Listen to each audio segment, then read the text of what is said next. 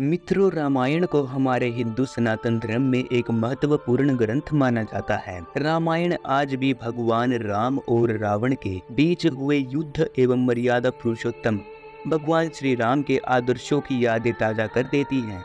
ऐसे में जब रामायण के समय की कोई वस्तु हमें अब के समय में मिल जाती है तो हमें एक आश्चर्य भी होता है। परंतु अगर आपको कोई ये बोले कि लंकापति रावण, जी हाँ, वही रावण जिसका वध प्रभु श्री राम ने किया था, उसका पुष्पक विमान मिल गया है, तो आप क्या कहेंगे?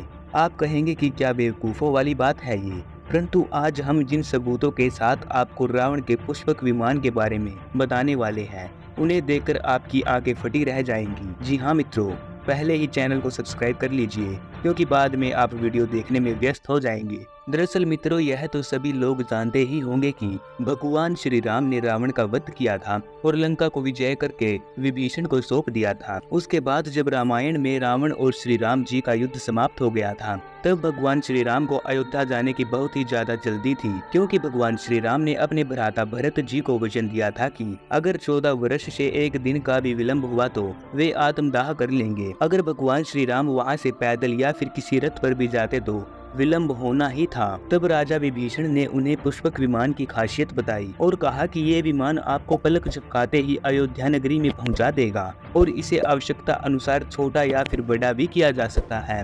रावण का यह पुष्पक विमान मन की गति से चलता था।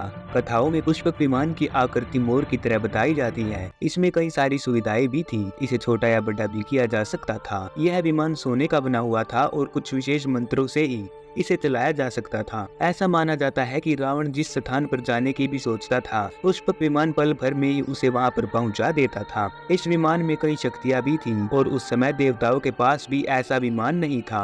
रामायण के कई श्लोकों से पता चलता है कि बड़े तपस्वियों को ये पुष्पक विमान प्राप्त हो सकता था। इस विमान को बनाकर विश्वकर्मा जी ने इसे ब्रह्मा जी को सौंप दिया था, जिसके बाद ब्रह्मा जी ने कुबेर देव को यह विमान दे दिया था। रावण ने अपने बल और पराक्रम के दम पर कुबेर देव से यह विमान छीन लिया था और इसका इस्तेमाल करने लग गया था। धन के देवता कुबेर रावण के बड़े भाई भी माने जाते हैं। रावण ने उनसे सोने की नगरी लंका और पुष्पक विमान बलपूर्वक हासिल किया था। रामायण में इस बात का भी वर्णन मिलता है जब माता सीता को रावण पुष्पक विमान में ही श्रीलंका में ले गया था और जटायु ने रास्ते में माता सीता को बचाने की कोशिश भी की थी, लेकिन रावण के आगे जटायु बेबस था। वह माता सीता को बचा नहीं पाया था। कहा जाता है कि पुष्पक विमान मंत्रों के जरिए सिद्ध था। रावण जब भी मंत्रों का जाप किया करता था तभी वह उड़ पाता था। पौराणिक कथाओं के मुताबिक पुष्पक विमान सिर्फ एक जगह से दूसरी जगह ही नहीं, बल्कि दूसरे ग्रहों तथा दूसरे आयामों में भी जा सकता था। रावण के पुष्पक विमान की तरह ही बहुत सारे विमान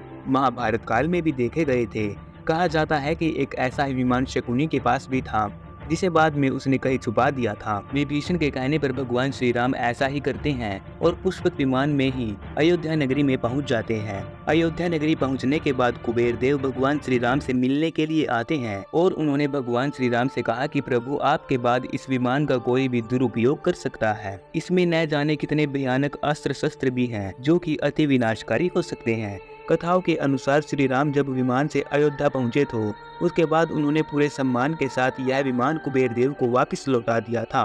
फिर मित्रों, यह जानकर तो आप हैरान ही रह जाएंगे जब आपको पता चलेगा कि 2012 में अमेरिका की एक रिपोर्ट की माने तो Wired.com की एक रिपोर्ट में यह दावा किया जा रहा था कि प्राचीन भारत के हजारों वर्ष पुराने एक विमान को हाल ही में अफगानिस्तान की एक गुफा में पाया गया है।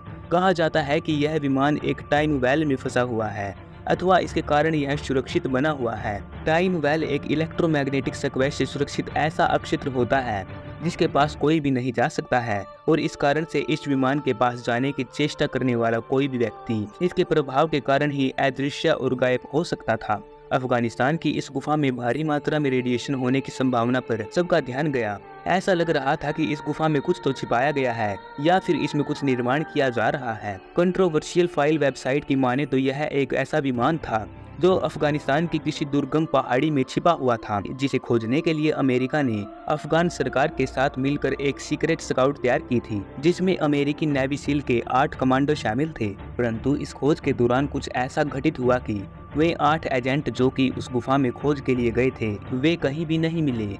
वे एक प्रकार से अदृश्य हो गए थे। रिपोर्ट्स की माने तो विमान को छूते ही उनका टाइम वेल चालू हो गया और विमान के साथ संपर्क में आए 8 कमांडो भी विलुप्त हो गए। आज दुनिया भर में ऐसे तस्वीर, सबूत और उल्लेख मिलने के बावजूद भी एक पौराणिक विमान के ये अस्त्र शस्त्र क्यों नहीं मिलने चाहिए, इसे एक उदाहरण से समझते हैं। महाभारत युद्ध के पश्चात ही लोगों को ज्ञात हुआ कि वे विमान जो कि महाभारत में इस्तेमाल किए गए थे, वे अस्त्र शस्त्र जो कि महाभारत में इस्तेमाल किए गए थे, वे कितने शक्तिशाली और खतरनाक थे। इस युद्ध के बाद उन अस्त्र शस्त्रों को या तो छुपा दिया गया था या फिर नष्ट कर दिया गया था और इसके उपयोग को प्रतिबंधित कर दिया गया था, जिसके चलते उनका निर्माण कभी हुआ ही नहीं और धीरे धीरे ये ज्ञान भी खत्म हो गया। इसलिए अब इनके हमें कहानियां और किस्से और कुछ तस्वीर ही देखने को मिलती हैं, जिनकी हम केवल कल्पना ही कर सकते हैं। तो मित्रों, आपका क्या कहना है रावण के इस पुष्पक विमान के बारे में और आपकी क्या राय है? क्या अफगानिस्तान में सच में ऐसा कोई पुष्पक विमान होने का दावा किया गया है, ये सच है या झूठ?